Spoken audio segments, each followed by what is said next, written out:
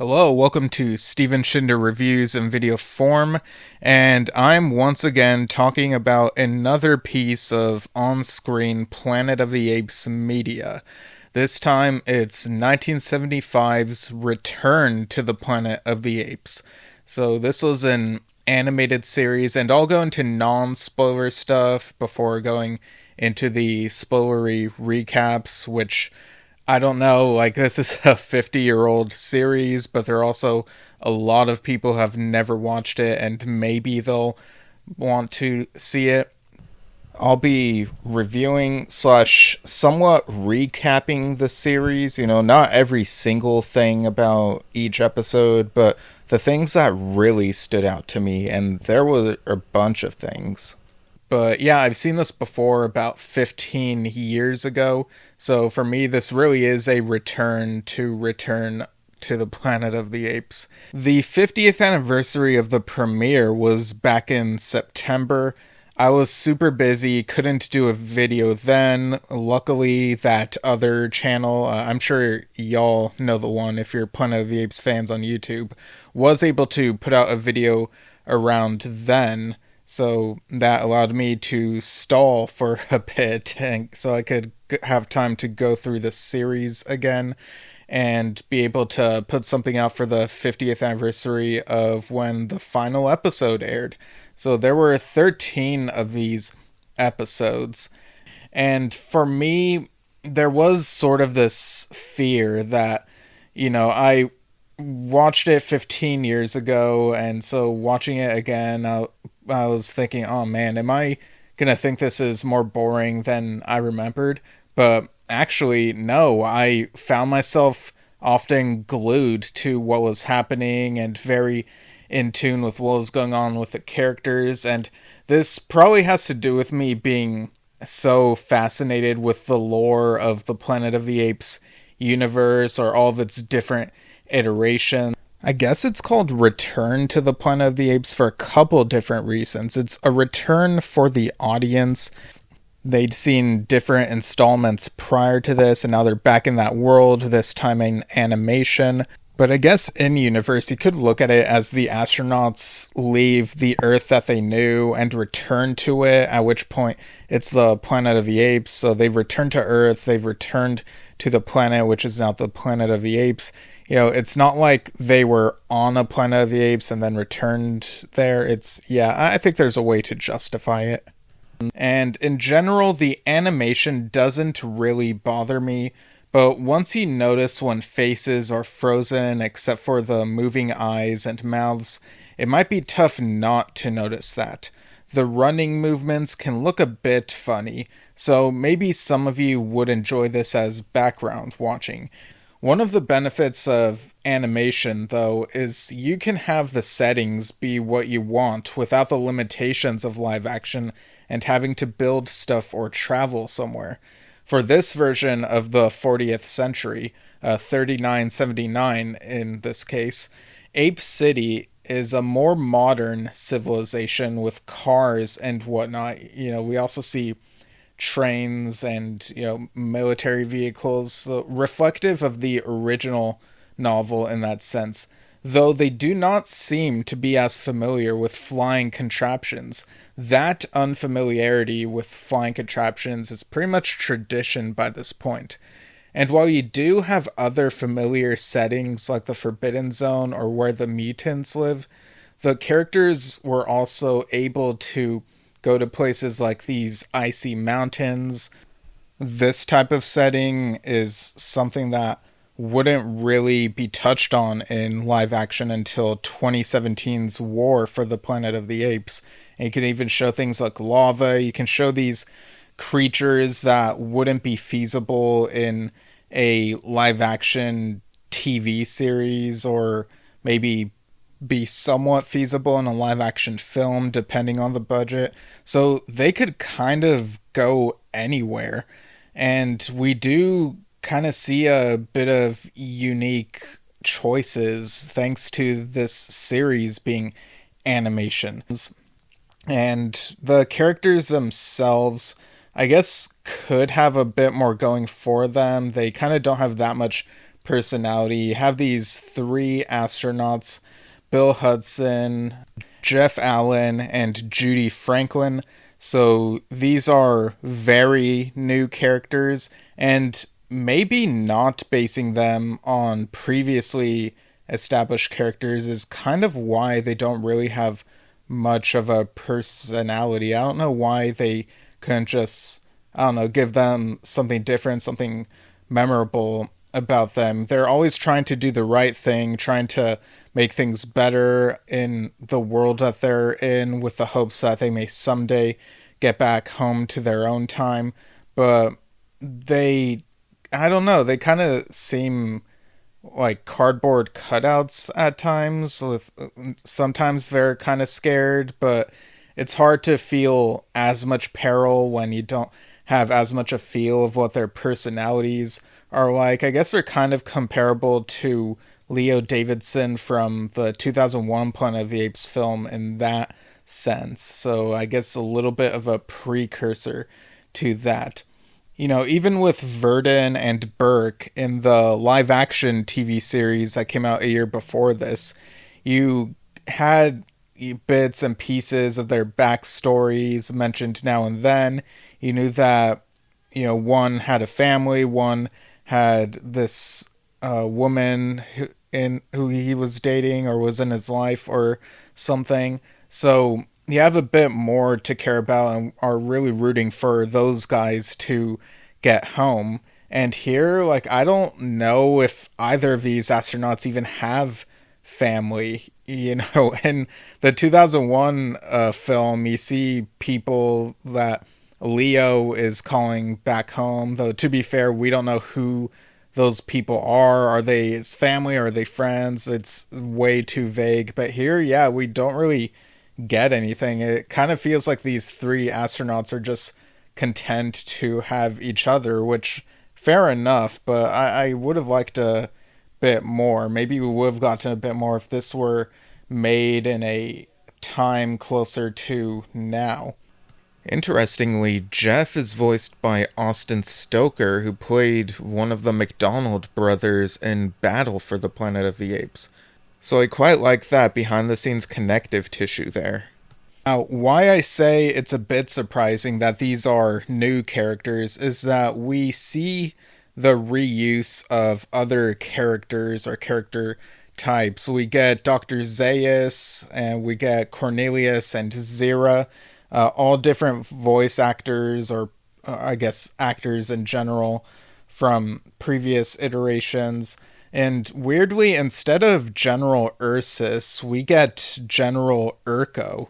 You know, it shares a name with Urko from the 74 live action series, which I don't really know what the story is behind that, but I kind of, I kind of have this, I don't know if this was what they were thinking, but what might have been cool is, had this show gone on, if they had done this thing where Urko is trying to continue to gain power, military might, but at the expense of going against Dr. Zaius and whatnot, and then eventually, maybe some other guerrilla soldier rises through the ranks and takes his place, and that's Ursus, and he works more closely with Zaius and is a different kind of threat.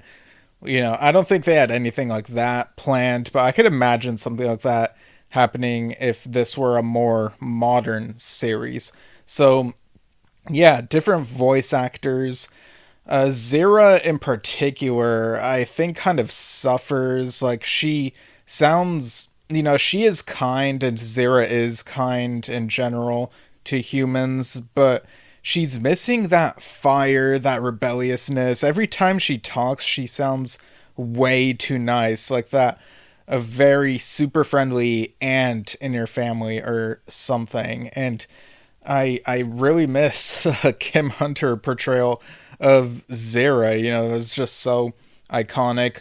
Cornelius at times is surprisingly a bit more open to exploring certain things that are outside of his comfort zone. In the films, it seems more like he's trying to stay within the bounds of ape society. but here it kind of feels like he is a bit more Zero-like. I do appreciate the serialized nature of the show. The live action series felt very episodic. You'd think the cartoon would be the more episodic one, so it's funny it's the other way around. There are episodes here and there where at the start exists. They'll mention something that happened in the previous episode. So I was really appreciating that attention to continuity as I was watching this series. While people look at this series as a separate universe that could not have branched off from any of the previous installments that we've seen, you know me, I like to try to connect things. And in the early 2010s, I kind of theorized that Return to the Planet of the Apes takes place in a revised timeline caused by changes that were made thanks to the presence of Caesar, in this revised timeline that we see from Escape through Conquest through Battle, those three films. And yeah, I know there's a different school of thought that it's all a circular timeline, and people go back and forth about it, but I kind of like to look at it this way, in that Caesar's presence changed the timeline. And, maybe there was peace for a bit, and then eventually there was unrest, and humans ended up the way that they do anyway, but ape civilization is a bit more advanced by the 40th century. In 2017, the short story anthology Tales from the Forbidden Zone included a short story by Andrew Gasco where he basically presented it as such, including characters from the animated series and acknowledging the differences from what we've seen in live action. I won't give away too much, but I really love this neat idea. The story is called The Unknown Ape. It's very well worth the read. Now, this 13-episode season does not have an ending per se, like not something where it's like they address all the threads and tie it in a bow and it's like, a proper ending. You could kind of sort of imagine like the adventure goes on, or I'm sure things will turn out this way with these characters or whatever, but overall I still am glad that so those are my non-spoiler thoughts on the series. If you want to not get spoiled, then go watch it and then come back for the rest of my thoughts as I recap these episodes. And so you have been warned, that is your spoiler alert. We begin with episode 1, Flames of Doom, and we see the astronauts on the Venturer, and I guess it's NASA in this continuity. Astronauts Bill Hudson, Jeff Allen, and Judy Franklin, and we see the years pass on the chronometer. I always forget which way it's pronounced, but yeah, it counts up from 1976, and eventually it says 3979, and they land on the planet. And with these types of stories, we get the obligatory, they think they're on a different planet, but it's the future, and of course we, the audience, know a bit more than they know. So the dialogue feels too obvious and expository at points. Like, for example, we came from then, and now it's this year type of dialogue. The inclusion of Judy kind of balances out the killing off of the one female astronaut in the original film, but she disappears for a bit. She'll come back later in the show, but yeah, this is kind of different, kind of the same in some ways. And yeah, it does its job in introducing the premise for anyone not familiar, or reintroducing it for anyone who is familiar. In this first episode, the astronauts also meet Nova, or this show's version of Nova, and she has this tag that has Brent's name, and in this show it's Ronald Brent. We'll learn more about him later, but yeah, I have some thoughts on this, and why go with Brent and why not with Taylor, which I'll get into when Brent is back into the picture here. In episode 2, Escape from Ape City, we get the line from Urko, the only good humanoid is a caged humanoid, or better yet, a dead one. So it kind of subverts expectations at first and then goes to the line that we already know. Bill ends up being captured. He gets the nickname Blue Eyes. So a little shout out to that nickname Bright Eyes that Taylor gets in the live action film from '68. And in the reboot films, we would see the return of the Blue Eyes name with Caesar's son. I appreciate that Bill's speaking is not revealed exactly the same way as Taylor. They very well could have repeated doing the revelation the same way, but that would have felt like regurgitating something that we've already seen done pretty well. I do think there's another example of over-explaining within the dialogue in this episode, like the line, he must have heard Blue Eyes talking and reported it, that type of thing. Cornelius is surprisingly more open to helping a human here. He's not as skeptical as his live-action counterpart. There is a truck explosion that is kind of ridiculous in this episode. Then episode 3, The Unearthly Prophecy. This is where the humans realize that they're in the ruins of New York City, and Judy is with the Underdwellers, so that's this show's version of the mutants we see in Beneath the Planet of the Apes.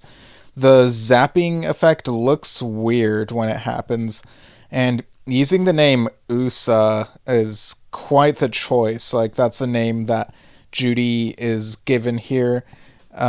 It's a thing that said USA, but these Underdwellers misinterpreted it as USA, because there's a bust of Judy and it says that under the bust.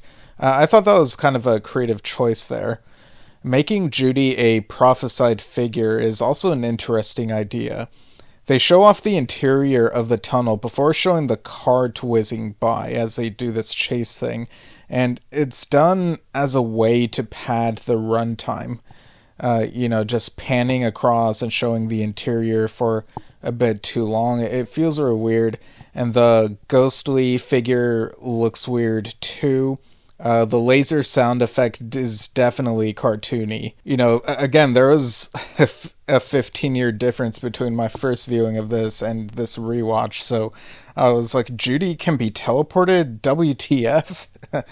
And I also thought to myself, couldn't these Underdwellers have tried making a mirage of Judy as a way to trick them somehow? Like, they think that she's reunited with them and have the mirage travel for a bit, but I don't know.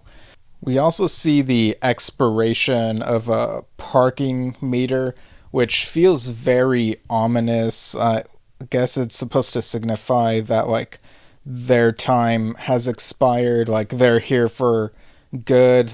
I don't know, that's kind of how I read it, that they're not going to be going back home anytime soon, if at all. But yeah, who knows where the show would have gone if it had continued for more than just one season. Then we get to episode 4, Tunnel of Fear. And in this one, there's a song, there's like the country song you can hear when an ape is driving, and I guess it's called I'm Going Humanoid Over You, or maybe that's in the lyrics or something. So I do really like how we get to see a bit more of what the ape culture is like through little things like this. And there's one point where Bill and Jeff have this idea to go through the sewer. So in this 4th episode, the astronauts want to help out the humanoids, bring them somewhere safer, the people who are with Nova and whatnot. So Bill and Jeff have this idea to go through the sewer to get into Ape City and get Cornelius and Zira's help. And once they they state the idea, like, immediately afterward, the apes think about checking in the sewer. Like, I kind of think there should have been more time between those two different things. But there is a moment where, as they're going through this tunnel, the two astronauts, they encounter this giant spider. They get caught in its web, and this is a really bold choice, not something that we've really seen in on-screen Planet of the Apes apart from this. And the spider moves like a snail, though. It moves at a snail's pace. I think it might even be the same frames repeated, so there's not really any peril since it doesn't feel like it's getting much closer. But an idea like this, a giant spider, I kind of dig it and kind of wouldn't mind seeing it in a future film set in the current reboot continuity. You know, I'm sure they could figure out a place for something like this. So Cornelius, through all his travels and digging and whatnot, suggests to Bill and Jeff that they lead the humanoids to a valley which should be safe for them. Now, in Episode 5, Lagoon of Peril, we see reactions from some of the apes who I think there's even a newspaper or something that says possible invasion of Planet of Apes by intelligent humanoids. Yeah, pretty weird that they refer to their own world as the Planet of the Apes. Meanwhile, the humans are traveling by water, and again, in animation, you can get away with having the characters do these deep diving sequences. So there's another advantage there. Nova keeps saying what sounds like La Jolla, which is a place around San Diego. And like in the previous episode, we actually see a big creature, like some sort of sea monster. And again, I wouldn't mind seeing this type of stuff in a modern Planet of the Apes film. In the next episode, Terror on Ice Mountain, Cornelius and Zira come across a children's book titled A Day at the Zoo, and are worried about what could happen if any other apes come across it. I really wonder if this may have, inspired that little plot point in Kingdom of the Planet of the Apes, where they come across a similar children's book that also involves a zoo. It has a different title, I think, like ABC or something. But I wouldn't be surprised if this was, because sometimes they dig up the most obscure references, like not just from the 68 film, but from some of these other things. They've also found design specifications for a hot air balloon, so that's another thing that gets touched on here. There's this weird bit of dialogue where Cornelius calls Zira a genius, but then she's like, if I were a genius, I would have thought of our astronaut friends before, like after she suggests that they ask them for help, and it's really weird, non-Zira sounding line that, why would she point out that, I don't know, I feel like Zira, the one that I'm so familiar with from the movies, would be proud of how genius she is. It's just this really weird thing. But yeah, the premise also reminds me of Up Above the World So High from the live action series. And I was also really surprised when Cornelius really wanted to take a ride on the hot air balloon in this episode. Again, this is a more daring Cornelius than the one from the films. This episode has another one of those moments where it feels like they linger on a certain shot for too long. There's this weird shot of one of the ropes on the hot air balloon, and it has ice on it. Their air travel feels like it meanders and is only showcasing the scenery. Again, it's padding out the runtime. But wait, it actually gets interesting when they bump into something that they can't see. And then we get apes on skis. It's kind of a fun visual, though they move at such a slow pace as they go after our main heroes here. But again, there are these things that feel like they're really trying to pad out the runtime. Bill and Cornelius come across what looks like a giant ape statue above this ape settlement. And these apes are peaceful. Kind of a nice change up from the really paranoid ones who are very human-hating.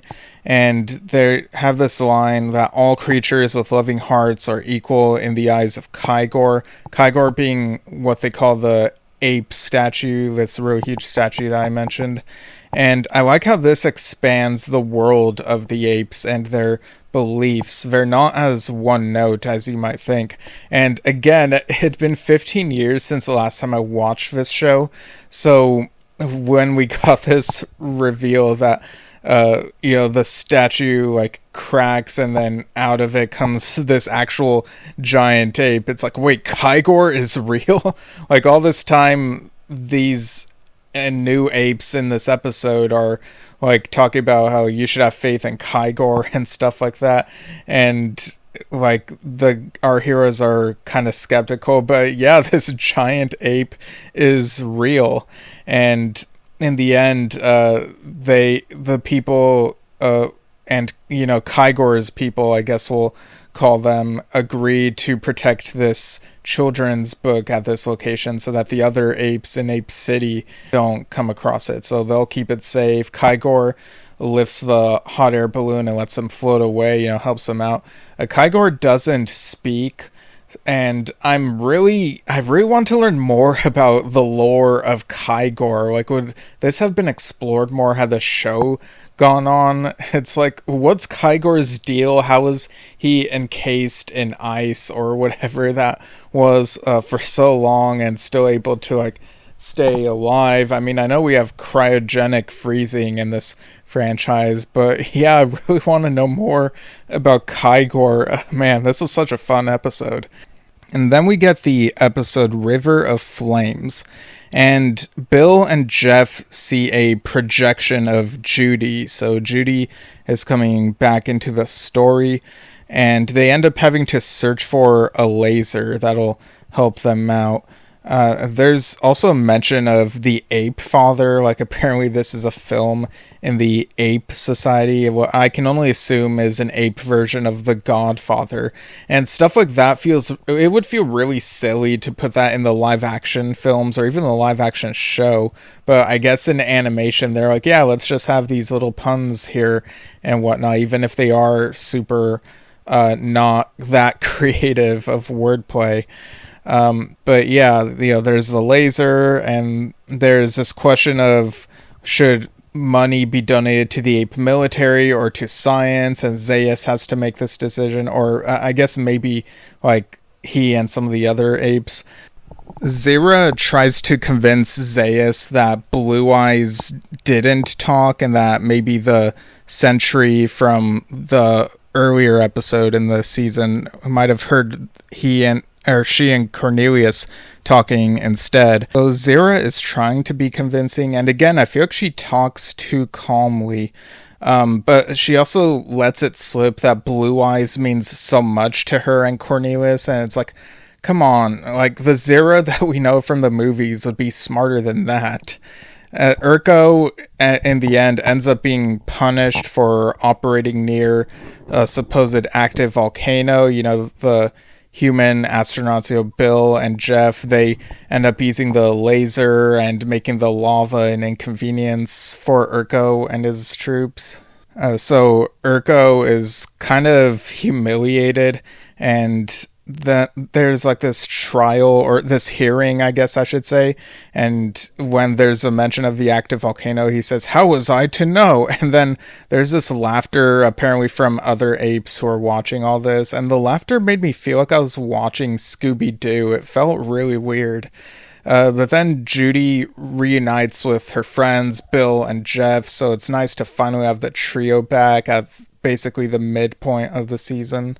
And then in the next episode, Screaming Wings, we're back with flying contraptions. This time, Urko has gotten a hold of a World War II fighter plane. And in this episode, he openly defies Zaius when he meets with Zaius, which is interesting. Urko wants to do his own thing, and Zaius is like, no, you shouldn't be doing this, and whatever. Yeah, I really like this bit of friction. I feel like if this were a more modern animated series, it would have leaned into this friction a bit more. It's such an interesting idea. Zira and Cornelius also get to meet Judy for the first time in this episode, which is something that I didn't really register for some of these episodes, which is like, oh yeah, they've never met Judy. And it's great seeing her fly the plane, and we also see some locomotive action. So, yeah, in the end, of course, Urko fails, and you know the formula. Then in episode 9, Trail to the Unknown, Zaius thanks Zira and Cornelius for stealing the plane. You know, he thinks that they stole the plane when the astronauts are like doing their own ruse against Urko and whatnot. It's very refreshing to see Zaius be in favor of Zira and Cornelius here, even for just a little bit. So he says he has sent Urko on an errand to search for the humanoids and find blue eyes for the scientists. And this, of course, has Zira and Cornelius worried because they don't want their friends to be caught. But meanwhile, we see the humans journey on rafts. They encounter these bats or bat-like creatures. Nova pops up again, if only to wave her arms, so she doesn't really get much to do here. But she does sort of have a little bit of a role to play as they find Ronald Brent and his crashed spaceship. Brent seems pretty tall, maybe closer to Taylor in that regard than to the John Brent of Beneath the Planet of the Apes. And again, I gotta wonder, why did they go with Brent instead of using the Taylor name? It once again goes back to my little pet conspiracy theory, which I don't know if it's the actual case, but that maybe there was like something in the contract saying that, oh, Taylor in Planet of the Apes can only be played by Charlton Heston, hence why they had to create Brent for Beneath the Planet of the Apes instead of just recasting the character. But yeah, we get some really interesting lore when it comes to Ronald Brent. Again, different first name, I don't know why, but his backstory is different from John Brent. He apparently launched in August 6th, 2109 from the Mojave Desert. Interestingly, August 6th is the date that the 3 main astronauts launched in 1976. So I gotta wonder if Brent's launch was to commemorate the anniversary of their going missing or something. And the astronauts from the 70s asked what happened to Cape Kennedy, and he says it's been turned into a space museum 60 years before he was born. And he arrived sooner than the other astronauts, possibly because, this is what they theorize, that advances in rocket fuel and space travel and stuff meant that he was able to travel faster, I guess. I think it ties into that relativity idea.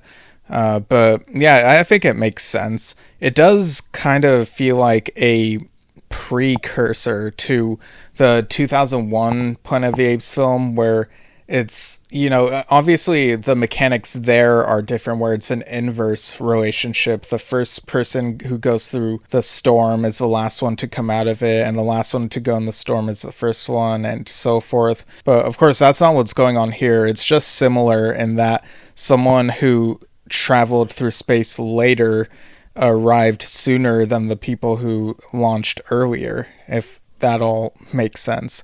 And yeah, I know that Brent coming from 2109 and humans still being dominant then might fly in the face of my idea that this animated series is in the timeline where Caesar took over in 1991, much earlier than people thought that the apes would take over, a few centuries earlier. But I think that maybe somehow there is a way where Brent could have come from the timeline where apes took over centuries later and somehow ended up in this timeline where they took over much earlier. I don't know, just let me have my fun. But anyway, this is all really interesting stuff. Nova was a little girl when Brent last saw her. He says he crash landed 15 to 20 years ago. It's been really tough for him to keep precise track of time. And in a franchise as cynical as Planet of the Apes, especially in this era in the 70s, it's inspiring to see that Ron was able to last this long, even when isolated by a sandstorm. We've seen.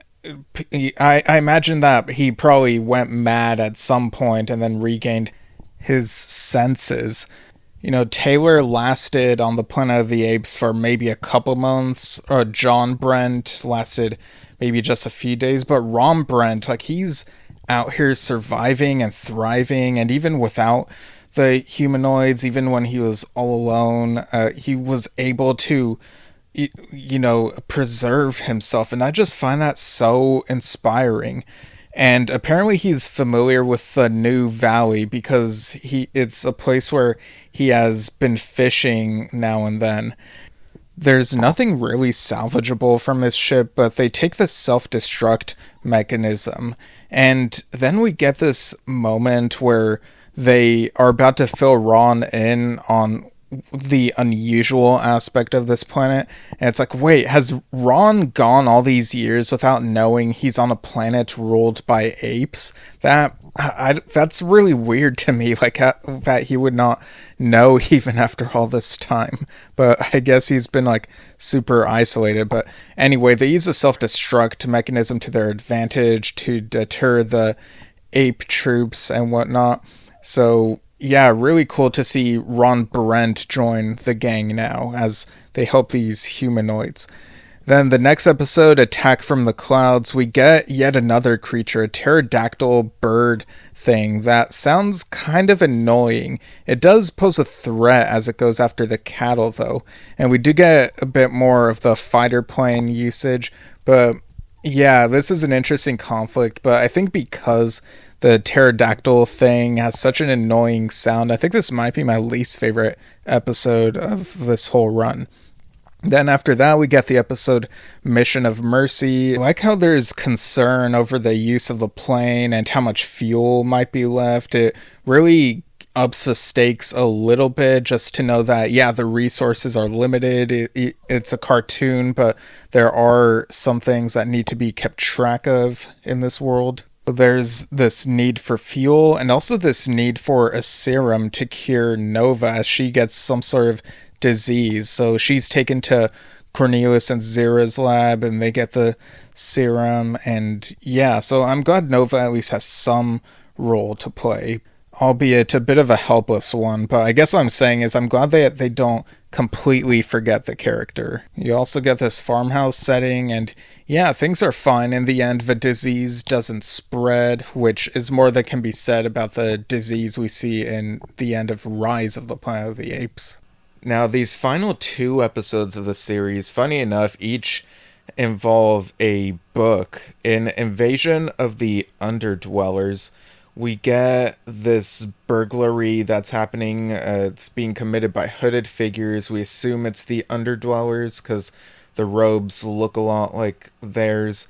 But it turns out it's Urko and company in disguise trying to frame the Underdwellers. And I thought I had forgotten about this. And I think it's a really brilliant type of plot to throw in here. And I guess the apes generally are aware of the Underdwellers. Okay. But yeah, so the art of the apes is stolen. Includes this book called The Works of William Apespeare. And it was a book that was gifted for Zira and Cornelius's wedding by Zira's uncle, I believe, or some sort of family member. And one of these other artworks, I don't remember, like, I kind of have this vague memory that it might have been called the Ape Lisa. Like, it's this Mona Lisa painting that has an ape face on it. But either case, like, that's what it is. And yeah, just these silly things here. The astronauts are they never say something like, William Apespeare, that sounds like William Shakespeare, like some of the obvious dialogue they've done earlier in the show.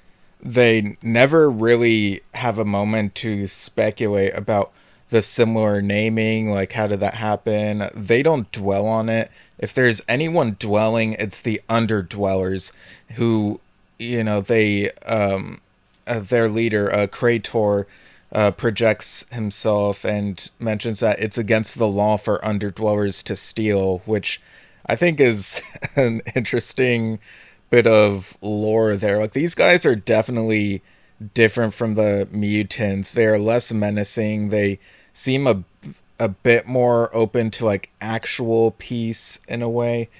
But yeah, there's also a description of the underdwellers in this book called the Simeon Book of Prophecy. So I guess that has the apes on edge, and we get these witness testimonies mentioning, from apes saying that the underdwellers, they did all this, and one of them said that he was kidnapped and taken to the Forbidden Zone, and he only just came back, which I thought was funny that like he just came back. And Urko says the performance was worthy of an Ape Academy Award. So, those silly wording, those types of things here. And I think Krator refers to the Forbidden Zone as the Danger Zone, which is funny now. It predates that Kenny Loggins song. But yeah, the humans, the astronauts, they find the art in the tomb of the unknown ape. So, it's another thing there. Krator mind transports, that's what they call it. He mind transports Bill's image to Cornelius and Zira. And there's funny bits of dialogue here, like Cornelius's surprised reaction. And Cornelius, after learning of what Urko did, Cornelius says he can't believe that such an ape like Urko would do such a thing. And Zira says, I can. It's really weird that he doesn't think that Urko would try something like this after everything that they've all been through. But Cornelius has to bring Zaius to the graveyard, and Urko and his men have this plot that would like destroy, it would do some damage to Ape City as well as the tunnels below, and be a blow to the underdwellers.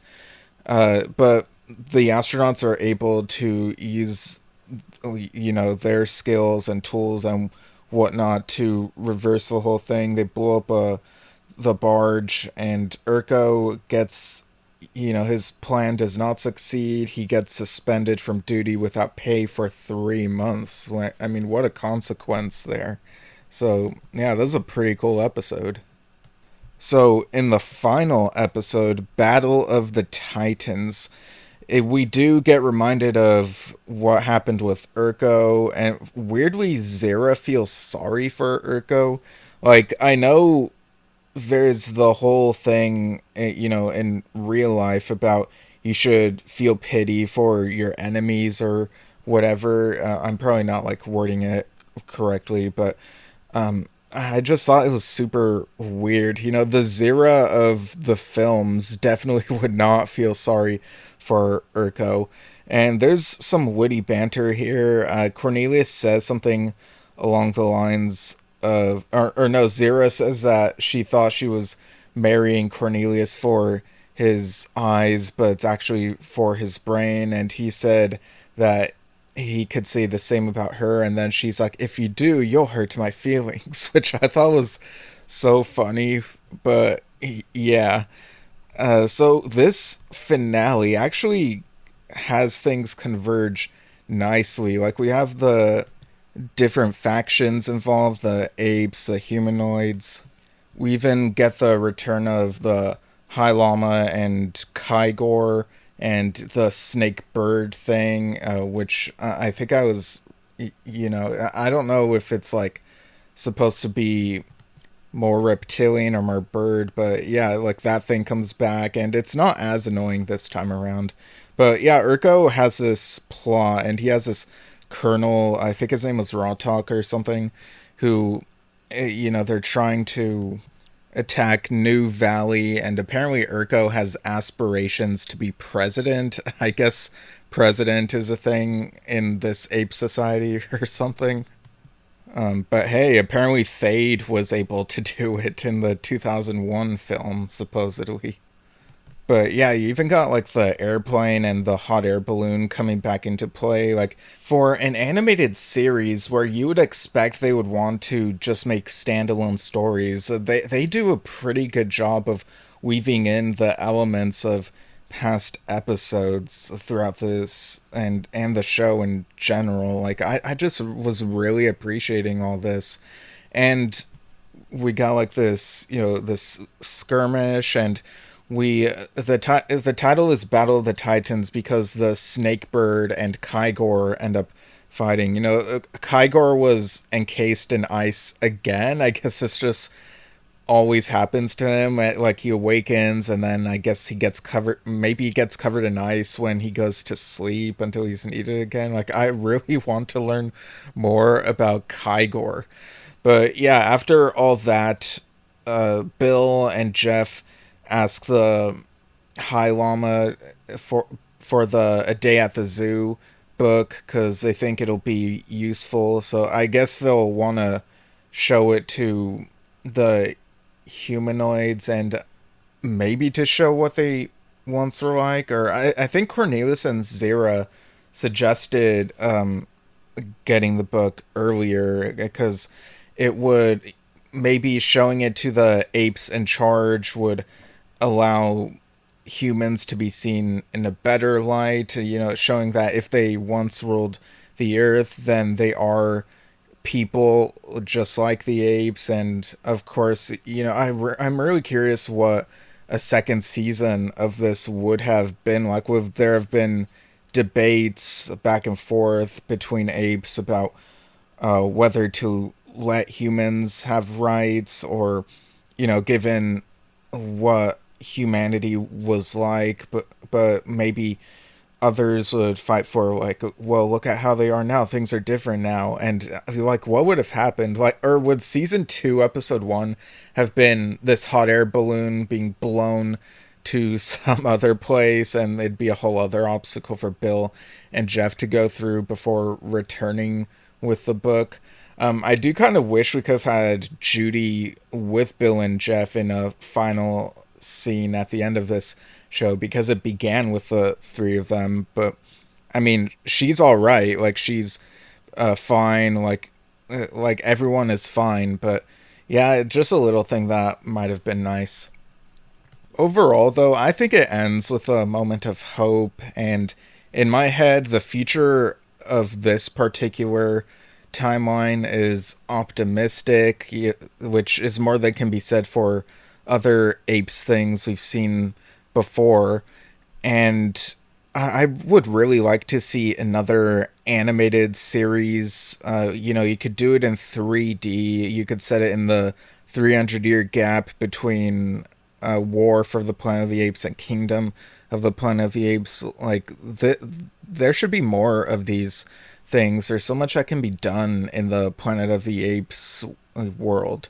So yeah, overall, I think I would give this show, in terms of my own personal enjoyment, because that's how I always rate them, I would give it a 7.5 out of 10.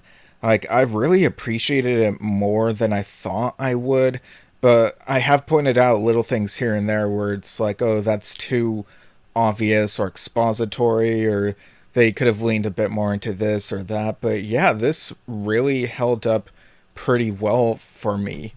So yeah, definitely glad that this animated series exists and that I was able to watch it again. Had more fun reviewing it than I anticipated, if I'm being honest. So I guess that'll be it for me for now. This is Steven Shinder Reviews in video form, and I'll see you all soon.